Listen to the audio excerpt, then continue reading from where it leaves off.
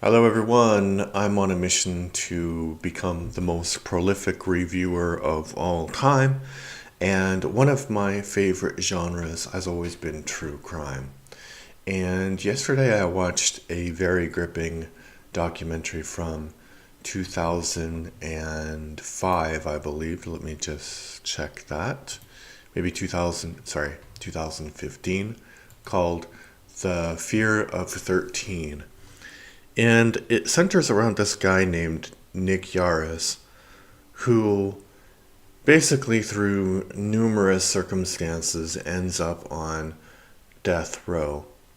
And I, it's funny watching this film because I only read the blurb, like the first couple of sentences, and I was like, yeah, okay, I'll watch this.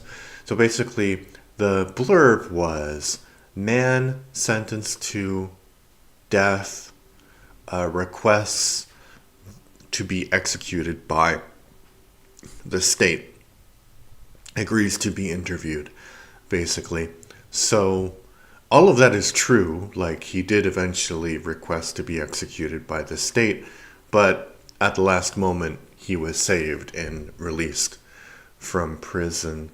So basically, the story revolves around Nick Yarris, and he was a petty criminal in his 20s. He was a drug addict. He was stealing some cars. So when he stole a car and he was escaping with the car, and the police stopped him because he ran a red light or something like that, which, you should never do when you're. No, don't commit another crime when you're committing one crime, is the lesson from true crime that I've learned. Um, yeah. But seriously, so he was stopped by a police officer, and the police officer, um, you know, there was some kind of altercation and a gun went off. And so he was charged with a bunch of crimes connected to this incident. And he was in prison, and he was expecting to be in prison for a very long time because these were like kidnapping, attempted murder of a police officer, very serious crimes. So when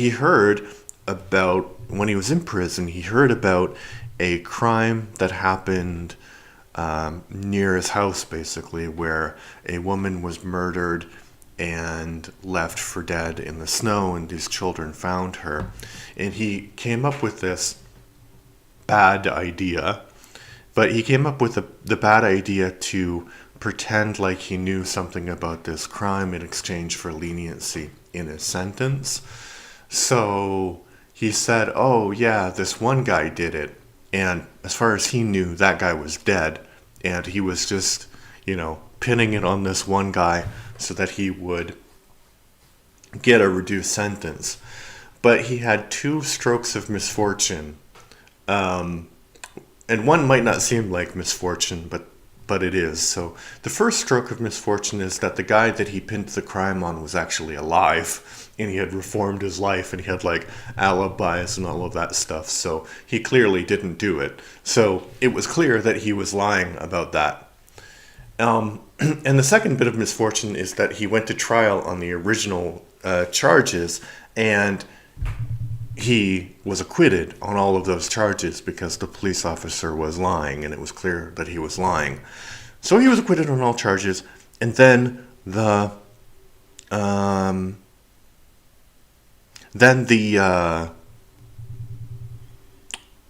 the prosecutor of that case lost very badly, and kind of made it his mission to see that this person was put in jail. So he was charged with the more heinous murder of this woman, and he was convicted because it was like 1983 or something, 1981, early 80s, and his blood type was the same as the murderer's blood type.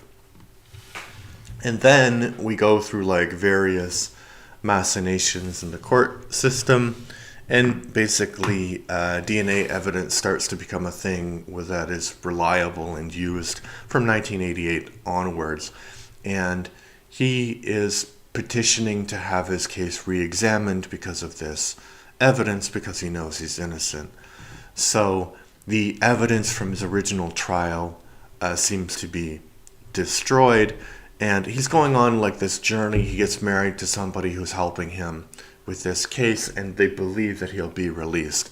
But it turns out that all the evidence is destroyed, so he's basically, like, he breaks up with this woman who's helping him, and he feels like everything is gone in his life. There's nothing left for him. So this is when he demands to be executed by the state. And then, so basically what you have to do, I guess, if you're on a death row and you want to have the process expedited, is you have to write to a judge, and then the judge has to send this request to the governor.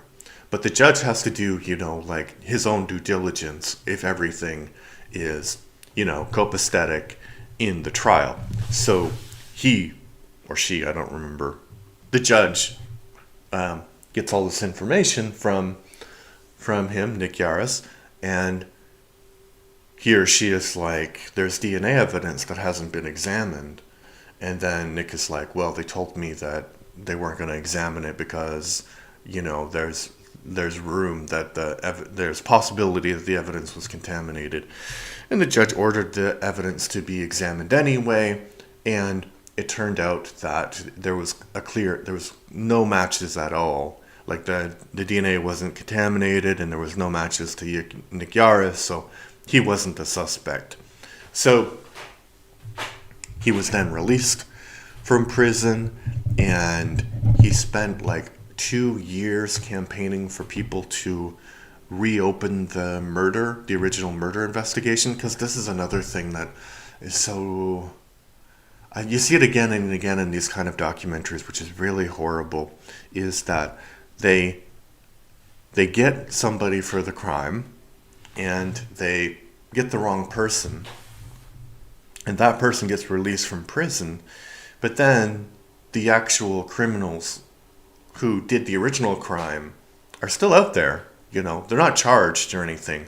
That investigation is just like, oh, we did our best, we failed, too bad. So he was campaigning for 2 or 3 years after he was released for that to be reinvestigated, and it never was. And basically he won a $4 million judgment to be because of wrongful conviction. And then he got married about 4 or 5 times, and he is now a kind of like a storyteller, and his life gets retold into various media. So this documentary was remade into a play, which starred Adrian Brody, and was produced in 2025, I believe, 2024, I believe. So that's the factual information about... Oh, and then one other thing is that he actually escaped after his trial, and in between his trial and his sentencing, he escaped, which is weird because... And the way he tells it, he was like going to the washroom with this one guy. There's two like guards, and he was going to the washroom with one of them, and then he walked back, and the guy behind him was slower, and the first guy who was by the car thought that he had murdered the guy in the washroom, which he didn't. So he takes out his gun and he's about to like shoot him, and he's like, oh, I gotta get out of here. So he like runs away. And who knows if that's true or not, but those 2 guys got in trouble, the guards, later. And I think the best part about this documentary is the fact that it is just Nick Yarris telling all of these stories. And he might be lying about some things, but he has this really, he's like a naturally gifted storyteller. So you can listen to him and you're like, yeah, that's interesting. Like, I don't really care what happens next. Like, really, really interesting stories. So it's worth watching the documentary for that. But when I was watching it, I didn't know any of the information that I previously told you, that he was released because of this DNA. I only knew that he had asked the governor to be executed.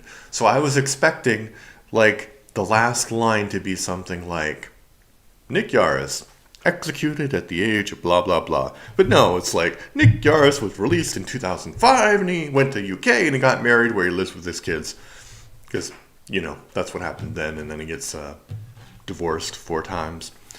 I mean, you never want to be divorced 4 times, but it kind of makes sense in his case that he never learned how to learn to have relationships, and he also had some weird feelings about relationships. Like he said, a man needs a woman to be able to mature, which you don't need a woman to be able to mature.